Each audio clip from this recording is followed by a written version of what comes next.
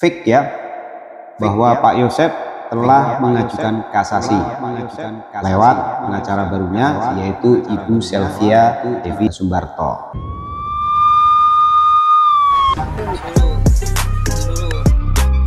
Yang namanya disuruh kan? Oh, disuruh. Seperti tetapan cepat tertangkap itu, dan ingin sekali lagi dihukum seberat-beratnya. Tidak ada toleransi karena telah memberikan sesuatu yang menyulitkan terhadap penyidik, dan dia tidak mau secepatnya untuk menyerahkan diri dan tidak mau bertanggung jawab. Semoga sekali lagi dihukum seberat-beratnya, dihukum seberat-beratnya. Tidak ada toleransi, kalau bisa dihukum mati itu. Tapi mudah-mudahan polisi bisa cepat menangkap pelakunya. Pokoknya harus dari hukuman yang setimpal, harus dihukum mati. Demi Allah Rasulullah harus dihukum mati. Allahu Akbar. Halo semua, selamat datang di Sasena Explore bersama saya Sasena tentunya. Apa kabar? Semoga kabar kita semua senantiasa selalu dalam keadaan baik dan selalu dalam keadaan sehat walafiat ya. Oke, masih seputar kasus Subang. Fake ya, bahwa Pak Yosep telah mengajukan kasasi lewat pengacara barunya, yaitu Ibu Sylvia Devi Sumbarto pada hari Selasa tanggal 3 September 2024 kemarin ya. Jadi tujuan kasasi ini adalah untuk membatalkan keputusan Pengadilan Negeri Subang dan Pengadilan Tinggi Bandung. Artinya kalau berhasil Pak Yosep bisa bebas. Tapi kalau ditolak bisa ada beberapa kemungkinan, apakah hukumannya tetap atau ditambah. Biasanya kasasi ini bisa jadi lebih berat ya, seperti contoh kasus waktu itu pembunuhan hakim di Sumatera Utara ya. Untuk para eksekutor ini mengajukan kasasi dari hukuman seumur hidup malah menjadi hukuman mati. Nah, kita nantikan ya, karena Bu Sylvia ini meyakini bahwa Pak Yosep, Bu Mimin, Abid, dan Arigini tidak bersalah. Nah, dari mana beliau mendapatkan keyakinan tersebut ya? Ya, pertama kalau ditanya itu pertama dari feeling ya. Begitu salaman dengan Pak Yosep, mendengarkan segala sesuatunya, Bu Mimin itu dia punya feeling bahwa mereka tidak bersalah. Terus mempelajari berkas-berkas putusan baik di pengadilan negeri maupun di pengadilan tinggi. Menurut beliau ada beberapa hal yang janggal. Salah satunya adalah barang bukti untuk eksekusi, di mana di situ kan dari fakta persidangan itu alat yang dipakai untuk eksekusi itu adalah golok dan stick golf. Ini berdasarkan keterangan Danu yang seperti apa stick golfnya ini tidak ditemukan. Padahal di situ banyak stick golf. Ya, goloknya pun nggak ditemukan. Ya memang alat bukti untuk eksekusi tidak selalu bisa ditemukan. Ya, selama memang tidak ada pengakuan dari yang bersangkutan. Kalau kita lihat ya di kasus-kasus pembunuhan yang lain itu, alat untuk eksekusi selalu ditemukan karena ada pengakuan dari pelaku atau salah satu pelaku. Mungkin yang ini nggak ngaku, tapi yang itu ngaku, buangnya dia tahu. Nah ini sepertinya Danu nggak tahu ya, alat itu di mana gerangan.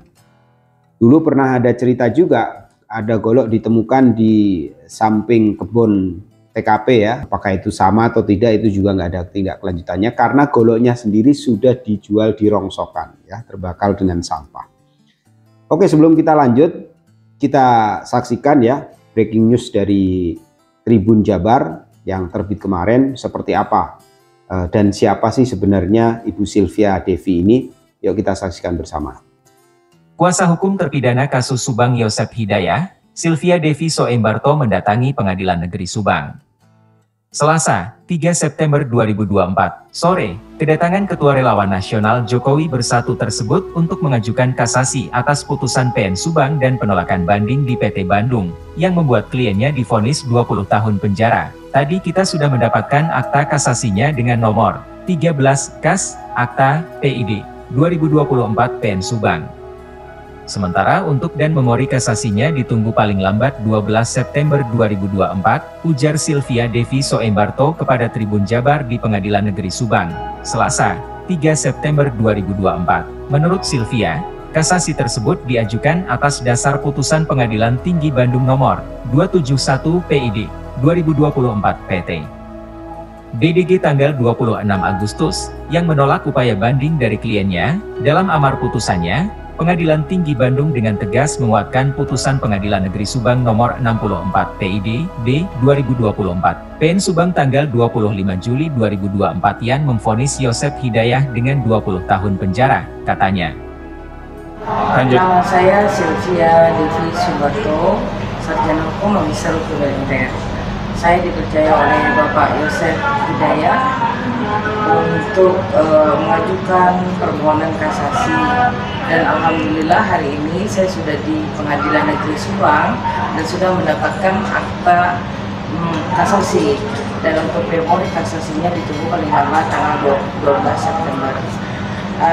Dan saya juga dipercaya oleh Ibu Mimin dan Abi serta Ali untuk menjadi kuasa hukum mereka juga, dan saat ini mereka sedang menunggu saya untuk menandatangani surat kuasa dari mereka kepada saya, dan saya berharap adanya keadilan dan kemanfaatan hukum untuk Bapak Yosep agar bisa mendapatkan apa yang diinginkan, bahwa dia merasa tidak bersalah dan dia selalu bilang dia tidak bersalah, dan kita akan buktikan di kasasi nanti. Mohon doanya untuk saudara-saudaraku sebangsa dan setanah air, karena lebih baik melepaskan 1000 orang yang bersalah daripada memasukkan 1 orang yang tidak bersalah. Demikian, terima kasih. Bunda, alasan Yosep dan Mimin menunjuk Bunda awalnya gimana, Bu? Awalnya saya sering ikut live TikTok ya, membicarakan kasus Vina dan Eki, dan kemudian merambat kepada kasus Pak Yosep di Subang. Dan saya sebagai orang hukum selalu menarasikan kerangka hukum, teori-teori serta pandangan hukum saya terhadap kedua kasus tersebut.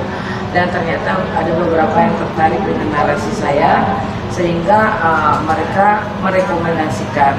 Dan kemarin malam ada dari kawan baiknya dari Bu Mimin menelpon saya bahwa Bu Mimin memerlukan seorang pengacara, dan mereka berterus terang bahwa mereka mencari yang pro bono. Dan tadi pagi saya mendapatkan, tadi pagi artinya di atas jam 12 malam ya, mendapatkan voice note dari Bapak Yosep, dari Ibu Mimin, dari Abi dan Arigi, meminta saya untuk menjadi kuasa hukum mereka. Dan pada akhirnya saya putuskan untuk berangkat ke Subang hari ini. Tadi saya bertemu Bapak Yosep di lapas kelas 2A di Lapas Subang, dan setelah itu mendapatkan surat kuasa dari Bapak Yosep, saya ke PN untuk mendaftarkan kasasi, dan alhamdulillah sudah selesai, dan inilah akta kasasinya. Tadi apa aja pun yang disampaikan Pak Yosep saat ketemu sama? Pak Yosep mengatakan kepada saya bahwa beliau tidak bersalah, dan beliau tidak bersalah. Dan saya katakan kepada Bapak Yosep bahwa karena saya yakin Bapak tidak bersalah, saya berusaha semampu saya agar bisa mendapatkan fakta di persidangan bahwa Bapak tidak bersalah. Saya mohon keikhlasan Bapak Yosep agar saya bisa bekerja dengan baik, dan saya juga ikhlas mengerjakannya untuk Bapak Yosep dan keluarga. Pesan Bapak Yosep adalah mohon bantu saya, Bu. Optimis Bunda kasasi bisa terkabulkan nanti? Kasasi itu artinya adalah membatalkan putusan yang sudah ada, membatalkan putusan PN dan putusan PT. Itu kalau kasasi. Jadi yang saya lihat adalah tentang persinggungan antara kesaksian dan barang bukti, antara kesaksian si A sampai kesaksian si Z, apakah berkaitan atau tidak. Dan saya melihat ada beberapa kejanggalan memang yang bisa kita gunakan kasasi. Oke, makasih Bunda. Oke, itu tadi ya, sudah kita saksikan bersama kejelasan atau keterangan dari Ibu Sylvia Devi ya, yang mana menurut beliau ini ada beberapa hal kejanggalan, katanya seperti itu ya. Akte untuk kasasi sudah didapat dan memori kasasi ditunggu paling lambat tanggal 12 September ya 2024, yaitu jatuh pada hari Kamis minggu depan. Ya kita tunggu ya, kita hormati upaya hukum yang dilakukan Pak Yosep, karena itu adalah hak beliau. Jadi karena memang merasa tidak bersalah ya, yang dia ucapkan seperti itu, merasa salah tangkap, korban framing, korban fitnah. Nah, ini ada lawyer baru yang kita harapkan bisa memberi pencerahan atau terang benderang dalam kasus ini ya. Kalau kasasinya sampai menang, artinya kita juga harus bisa menerima, oh iya ternyata ada kesalahan atau ada kekeliruan dalam penanganan kasus ini.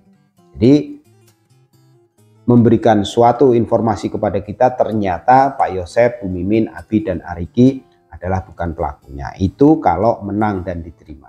Tapi kalau ditolak, nah, kalau ditolak kita juga harus bisa menerima. Itulah putusan hukum ya. Sudah diusahakan, sudah dikawal Pak Rohman selama 3 tahun, diganti Bu Sylvia Devi ini juga masih mentok ya. Ternyata nanti begitu kasasi diajukan hal-hal yang sekiranya bisa meringankan Pak Yosep yang dianggap janggal, ternyata juga masih kalah, ya kita juga harus bisa legowo. Artinya putusan kasasi bisa saja memperkuat putusan pengadilan tinggi atau bahkan bisa bertambah hukumannya, karena kemungkinannya hanya 2, tidak bisa mengurangi ya, karena ini 340 pembunuhan berencana, di mana 20 tahun penjara itu adalah hukuman minimal. Nah, kalau menang ya bebas. Kalau nggak menang bisa saja tetap sama atau lebih daripada 20 tahun penjara, artinya bisa saja seumur hidup ya. Oke. Dari mana sih Bu Sylvia Devi ini kenal dengan Pak Yosep? Ternyata Bu Sylvia ini aktif di TikTok ya. Nah, beliau berkata seperti itu. Terus ada rekannya Bu Mimin, mungkin bisa saja Bang Furi atau siapa ya.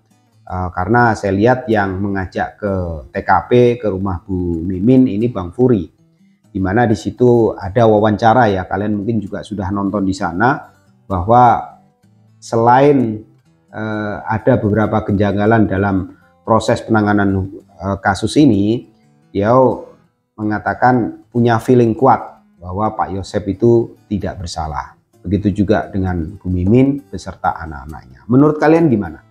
Patut kita nantikan ya, kita tetap terbuka. Siapapun yang mau masuk dalam kasus Subang ini, praktisi hukum, para lawyer, kalau memang tergerak hatinya kok memandang kasus ini ada sesuatu yang tidak beres, ya silahkan. Yang penting action dan pembuktian. Ya. Terus siapa sebenarnya Bu Sylvia Devi? Ternyata dia ini juga mantan ketua dari relawan Jokowi Bersatu. Dan dia juga sering membahas kasus Vina. Oke. Nah, ini beliau masuk ke kasus Subang. Apakah nanti akan menggeret orang-orang penting lainnya? Ya, kita tunggu ya. Yang penting kita tunggu kasasinya ini gimana. Karena kasasi ini kan seperti yang beliau katakan adalah tujuannya untuk membatalkan putusan PN dan PT. Nah, gimana nanti kalau kasasi ini ditolak? Ya masih ada upaya hukum terakhir ya, yaitu PK. Untuk PK ini sendiri lebih sulit lagi, harus ada novum-novum baru, ada hal-hal baru, petunjuk baru atau bukti-bukti baru yang sekiranya bisa meringankan bahkan bisa membebaskan kliennya. Kalau tidak ada ya sudah, harapan terakhir gerasi presiden. Nah, gerasi presiden syarat utamanya harus ada pengakuan ya. Apakah akan sampai ke sana untuk proses hukum ini? Kita tunggu ya. Karena begini, masih banyak beranggapan memang Pak Yosep ini tidak bersalah. Tapi lebih banyak yang meyakini bahwa Pak Yosep bersalah. Seperti video yang kemarin, itu Pak Yosep sendiri masih mencurigai putra mahkota yaitu Yoris. Bahwa yang melakukan hal ini itu beliau mencurigai Yoris itu sendiri bekerja sama dengan Danu. Karena sebelum ada pengungkapan kasus ini, itu seringkali Pak Yosep mengatakan kuncinya ada di Danu, kuncinya ada di Danu. Entah apa maksudnya. Sedangkan Yoris sendiri sampai sekarang ya walaupun seringkali diperiksa bolak-balik banyak sekali ya, beserta istrinya, mertuanya, saudara-saudara dari istrinya, tetangga-tetangganya. Sampai sekarang kita belum pernah mendapatkan informasi bahwa Yoris ada keterkaitan dengan kasus tersebut. Mungkin selama ini diamnya dia. Bisa jadi Yoris ini tersandra oleh urusan yayasan dan juga sekolahan. Lantas siapa sih sebenarnya dalam kasus ini kalaupun ada OOC? Masa iya sih kepolisian itu mengorbankan Pak Yosep? Mengorbankan Pak Yosep untuk siapa? Apakah hanya sekedar untuk mengejar target agar pangkatnya segera naik karena kasus ini sudah viral, sudah lama tidak tertangani? Atau ada agenda lain, ada orang-orang besar yang nggak mau kasus ini terungkap, akhirnya Pak Yosep yang dikorbankan, ya, karena mengingat kedua korban ini adalah sekretaris dan bendahara yayasan, bisa jadi diduga di dalam yayasan tersebut ada uang-uang haram di sana. Contohnya TTPU, tindak pidana pencucian uang. Dan juga sekolahan, kalau di sekolahan ini 90% tampak nyata ya, dimana di situ sudah tersiar bahwa sekolahan ini adalah siswanya fiktif ya. Terus ada pengakuan-pengakuan dari beberapa guru dan mantan pegawai, tanda tangannya dipalsukan oleh saudara Yoris. Kecurigaannya ke sana karena Pak Deddy sendiri beda lagi nih, beda PH-nya ya. Pak Deddy sendiri pakai Bang R.D. Lau. Oke, dari dua lawyer ini, Bu Sylvia Devi Sumbarto dan juga Bang R.D. Lau, mari silahkan ya membuktikan bahwa kasus ini sesuai yang seharusnya ya. Oke, kalau kalian punya pendapat ya, punya komentar, silahkan cantumkan di kolom komentar. Jangan lupa like and subscribe agar channel ini terus berkembang. Kita kawal terus, kita amatin terus perjalanan kasus Subang. Semoga kebenaran menemukan jalannya sendiri, penyidik, hakim dapat memutus seadil-adilnya dengan sebenar-benarnya.